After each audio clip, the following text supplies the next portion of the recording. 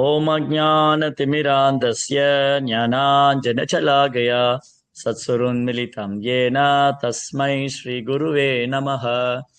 நம ஓம் விஷ்ணுபாதாய கிருஷ்ணபிருஷ்டாய பூதலே ஸ்ரீமதே பக்திவேதாந்த ஸ்வாமிதி நாமினே. நமஸ்தே சாரஸ்வதி தேவே கௌரவாணி பிரச்சாரிணே நிர்விசேஷ शून्यवादी भाषा तदेशतारिणे. जय श्री कृष्ण चैतन्य प्रभु नित्यानंद श्री अद्वैत गदाधर श्रीवासदि गौर भक्त वृंद. हरे कृष्ण कृष्ण कृष्ण हरे हरे, हरे राम राम राम हरे हरे. ஹரே கிருஷ்ணா. பக்தர் எல்லாருக்கும் இனிமையான மாலை வணக்கம். தினம் ஒரு கீதை, பகவத்கீதை எளிதாக கற்றுக்கொண்டு எளிமையாக பயிற்சி செய்வதற்கான ஒரு அரிய வாய்ப்பு. ஸ்ரீல பிரபுபாடி விளக்கத்தோட இன்னைக்கு நம்ம பகவத்கீதையினுடைய 2ஆம் அத்தியாயம் படிச்சுட்டு இருக்கோம். இன்னைக்கு 2ஆம் அத்தியாயத்துல பதம் 6 மற்றும் 7 2 ஸ்லோகம் படிக்கிறோம்.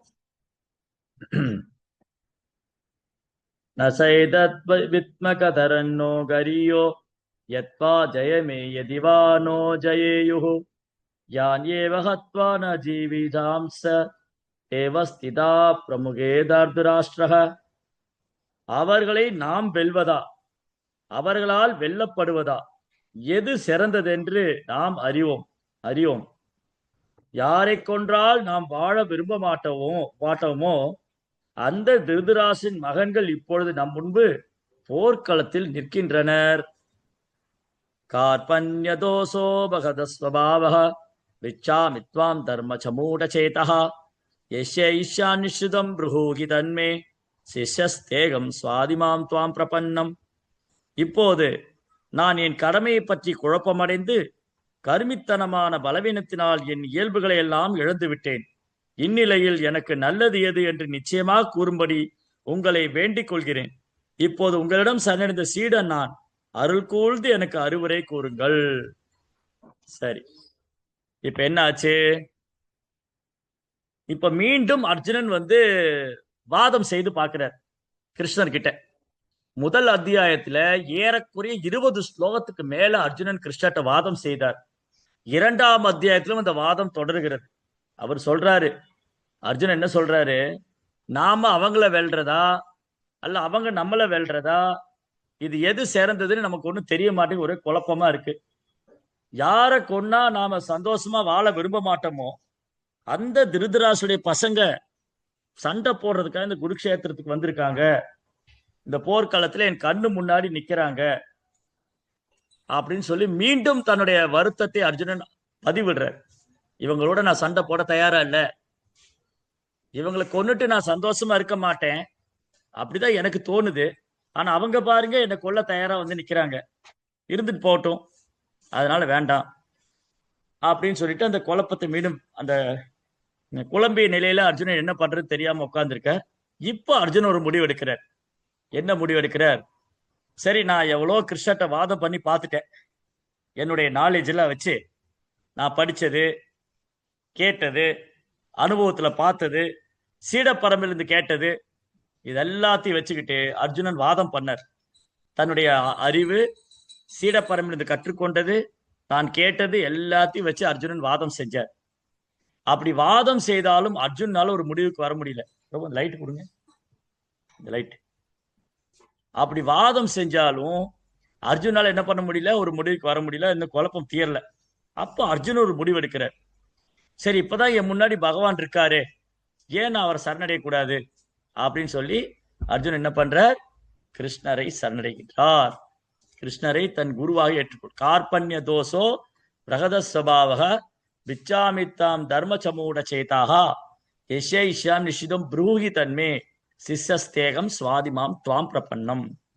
கிருஷ்ணா, என்னுடைய கடமையில் எனக்கு குழப்பமாக இருக்கின்றது, என் இதயம் பலவீனமாக இருக்கின்றது, நான் என்னுடைய இயல்பான நிலையை இழந்து விட்டேன். இந்த நிலையில எனக்கு ஒண்ணுமே புரிய மாட்டேங்குது, எது நல்லது, எது கெட்டது, எது செய்யணும், எது செய்யக்கூடாது. அதனால நீங்களே என்னை சொல்லி கொடுத்துருங்க. நீங்களே எனக்கு குருவா இருந்து என்னை சீடனா ஏற்றுக்கொண்டு என்னை வழிநடத்துங்கள். பிரபுபாதர் பொருளுரையில 2 பக்கத்துக்கு விளக்கம் எழுதியிருக்கார். இது ரொம்ப முக்கியமான ஒரு டாபிக். இன்னைக்கு நம்ம படிச்ச விஷயம், இன்னைக்கு கற்றுக்கொள்ற விஷயம் ரொம்ப முக்கியமானது. சிலர் வந்து நம்ம கிட்ட கேள்வி கேட்டிருக்காங்க. நம்ம பிரச்சாரத்துக்கு போற இடத்துல நிறைய இடங்கள்ல பிரச்சாரத்துக்கு போறோம் இல்லையா? சிலர் அதுல என்ன கேள்வி கேட்டிருக்காங்கன்னா, கடவுளை நாம் அடைய வேண்டும், கடவுளை உணர வேண்டும். நமக்கும் கடவுளுக்கு இடையில எதுக்கு இன்னொருத்தர், குருன்னு ஒருத்தர் எதுக்கு? கடவுள் இருக்காரு, நான் நம்புறேன். கடவுளை நான் ஏற்றுக்கிறேன். சிலர் என்ன சொல்றாங்க, கடவுள் இருக்காரு நம்புறேன், கடவுளை ஏத்துக்கிறேன், நான் ஏன் இன்னொரு மனிதனை, நான் இன்னொருத்தர் ஏன் நான் வந்து தஞ்சம் அடையணும், ஏன் நான் குருன்னு ஒருத்தரை ஏத்துக்கணும், எனக்கு குருன்னு ஒருத்தர் என்ன அவசியம் இருக்கு அப்படின்னு சிலர் வாதாடுறோம்.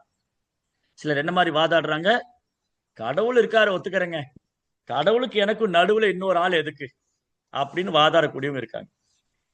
ஆனா அவங்களுக்கு தெரியல, அவங்க வந்து கடவுளை உணர்றதுங்கிறது சாதாரணமான விஷயம் இல்ல. இறைவனை உணர்வது, கடவுளை உணர்றது வந்து அவ்வளவு சாதாரணமான விஷயம் இல்லை. இந்த உலகத்துல பௌதிக கல்விக்கே எவ்வளவு முயற்சி பண்ணும். ஒரு காலேஜ்ல போய் சேர்ந்து படிப்படியா படிச்சு 1ஆம் ஆண்டு, 2ஆம் ஆண்டு, 3ஆம் ஆண்டு, ஒரு மெடிக்கல் காலேஜ், ஒரு கல்லூரி, மருத்துவ கல்லூரி, ஒருத்தர் டாக்டர் ஆகணும். இப்ப நம்ம குழந்தைகள் எல்லாம் கேட்டா, ஏதாவது குழந்தை சொல்லணும், நான் டாக்டர் ஆகணும். ஓ டாக்டர் ஆகணுமாமா நீ? ஆமா. அப்ப நீ வந்து நல்லா படிக்கணும், நீட் எக்ஸாம் நல்ல மார்க் வாங்கணும், அப்புறம் மெடிக்கல் சீட் வாங்கணும், அப்புறம் மெடிக்கல் காலேஜ்ல படிக்கணும். ஃபர்ஸ்ட் இயர், செகண்ட், 5 வருஷம், first year, second year, third year, arrear ஒன்றும் வைக்காம நல்லா படிச்சு நல்லா ப்ராக்டிஸ் பண்ணி அதுக்கப்புறம் டாக்டர் ஆகும். அப்புறம் அவர் என்ன பண்ணார், முதல்ல ஒரு மெடிக்கல் ப்ரொஃபஸர்கிட்ட போனார். காலேஜ்ல, மெடிக்கல் காலேஜ்ல போய் ஒரு ப்ரொஃபஸர் இருந்து, ஒரு ஆசிரியர் இருந்து கத்துக்கிறார். அப்போ நான் தான் மெடிக்கல் படிக்கிறதுன்னு முடிவாயிருச்சு, நான் ஏன் காலேஜ் போகணும்?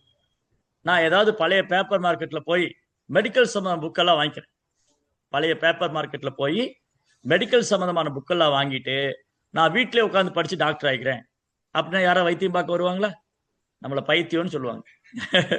யாருமே வந்து வைத்தியம் பார்க்க வர மாட்டாங்க. ஐயோ அதுவா, ஐயோ வேணாப்பா சாமி, அந்த டாக்டர் வந்து அவர் டாக்டரே கிடையாது, ஏதோ பழைய பேப்பர் மார்க்கெட்ல போய் புக்கை வாங்கிட்டு வந்து வீட்லயே படிச்சுட்டு அவரே சொந்தமா வைத்தியம் பண்றாரு. யாரா நம்ம முதல்ல அவர்கிட்ட வைத்தியத்துக்கு போவோமா?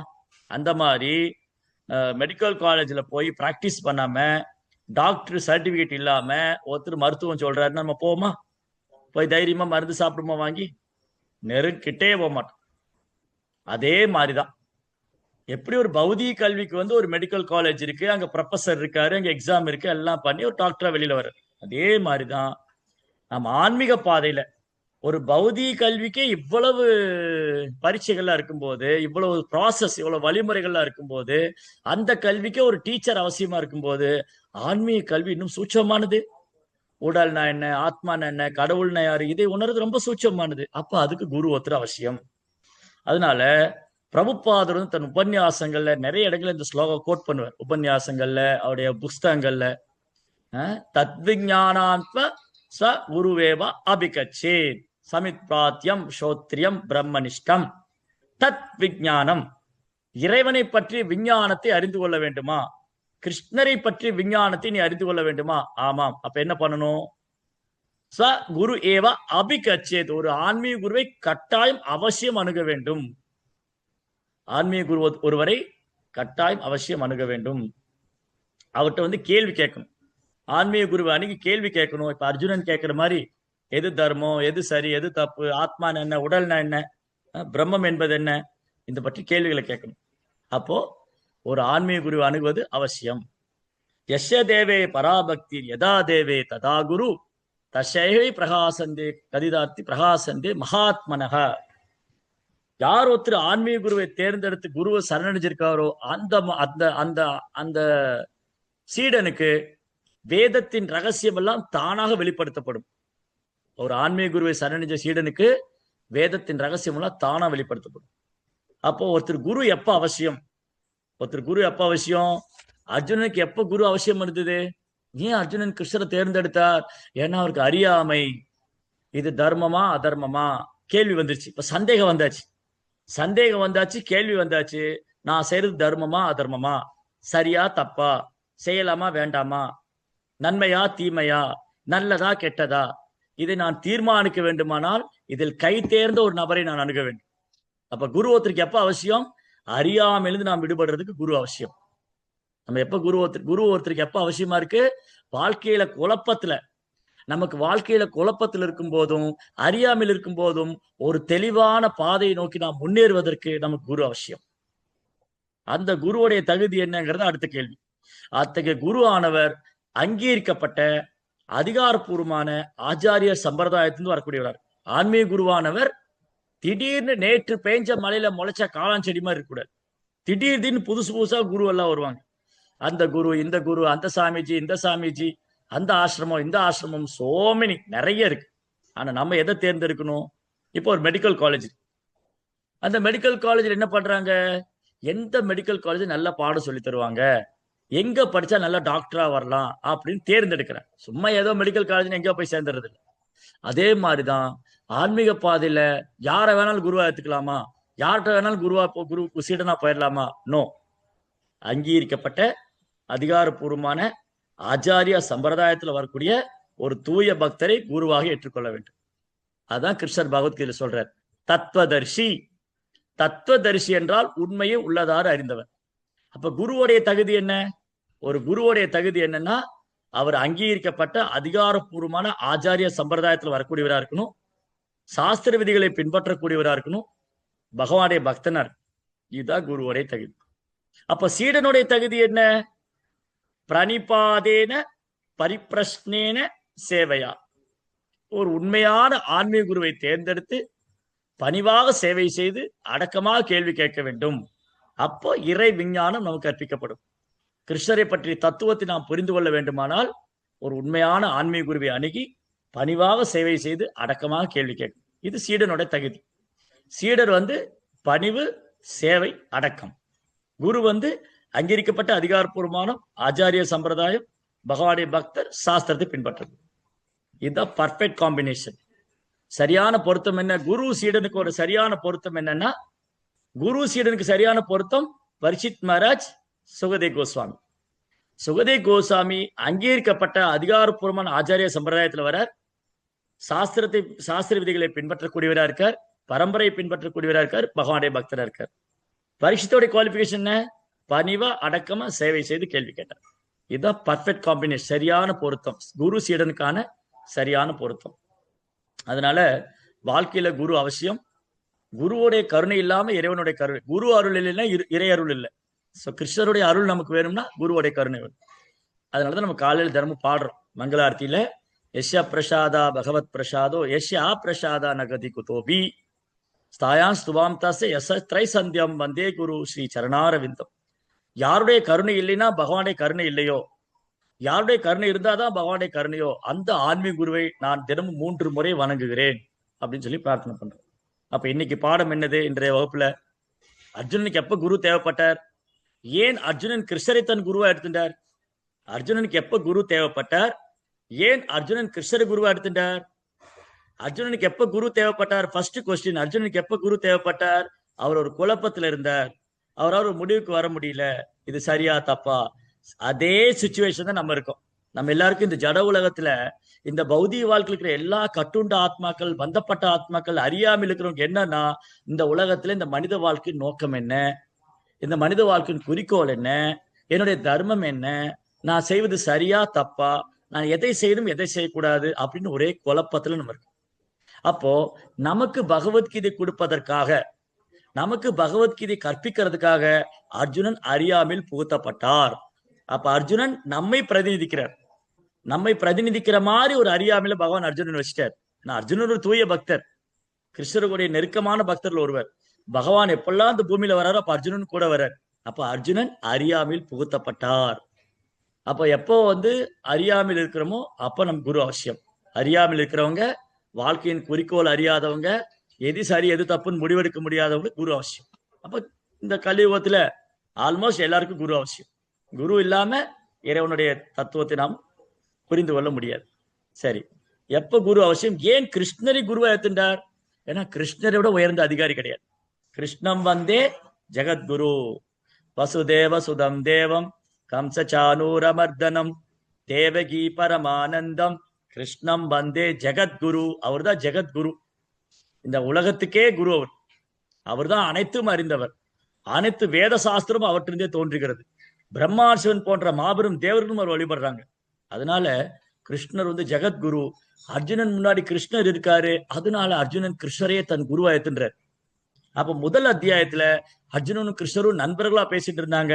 2ஆம் அத்தியாயம் 7ஆம் ஸ்லோகத்துல அர்ஜுனன் கிருஷ்ணரை தன் குருவாக ஏற்றுக்கொள்கிறார். இனி வந்து அடுத்து வரக்கூடிய ஸ்லோகங்கள்ல குருவும் சீடரும் பேசிக்குவாங்க. சீடர் கேள்வி கேட்கிறார், குரு பதில் சொல்றார். அப்போ அர்ஜுனன் கிருஷ்ணரை குருவா ஏத்துட்டார், கிருஷ்ணர் வந்து பகவத்கீதை கேட்டார். சோ இப்போ நமக்கு என்னன்னா, அர்ஜுனன் கிருஷ்ணரை குருவா ஏத்துட்டார், கிருஷ்ணர் பகவத்கீதை சொன்னார். அதே பகவத்கீதை சற்றும் மாறாமல் உள்ளது உள்ளபடி சில பிரபுபார் கொடுத்திருக்காரு. அப்போ பிரபுபாதர் எழுதிய விளக்கம், பிரபுபாத் வந்து ஆச்சாரியர், இந்த கலியுகத்துக்கான ஆச்சாரியர் சில பிரபுபாதர். அப்போ இந்த கிருஷ்ண பக்தி இயக்கத்துல இஸ்கான்ல வந்து நம்ம குருவை ஏத்துண்டு சில பிரபுபாடைய விளக்கங்களை படிக்கும்போது, பகவத்கீதை படிக்கும்போது, அர்ஜுனோட எப்படி அறியாமை நீங்க பெற்றதோ, அர்ஜுனன் எவ்வாறு தெளிவு பெற்றாரோ, அர்ஜுனன் எவ்வாறு பகவத்கீதை புரிந்து கொண்டாரோ, அதே அவ்வாறே உள்ளபடி நாமும் உணர்ந்து கொள்ளலாம், நாமும் புரிந்து கொள்ளலாம். அப்ப பகவத்கீதையை நாம் உள்ளபடி புரிந்து கொள்ள வேண்டும். பகவத்கீதை நாம் புரிஞ்சுக்கணும் அப்படின்னு சொன்னா அர்ஜுனுடைய அடிச்சுவட்டை பின்பற்றணும். அர்ஜுனன் கிருஷ்ணர குருவை ஏத்துட்டார், நாம் சில புரோபார் புத்தகங்களை ஏத்துண்டு ஆன்மீக குருடைய வழிகாட்டுதல்ல இந்த கிருஷ்ண பக்தி பயிற்சி பண்ணும்போது அர்ஜுனன் என்ன ஒரு நிலை அடைந்தாரோ, எவ்வாறு தெளிவு பெற்றாரோ, அதே நிலையை நாமும் அடையப்படலாம். ஹரே கிருஷ்ணா. ரந்திரா ஸ்ரீமத் பகவத்கீதா கி ஜெய், ஸ்ரீல பிரபுபாத் கி ஜெய்.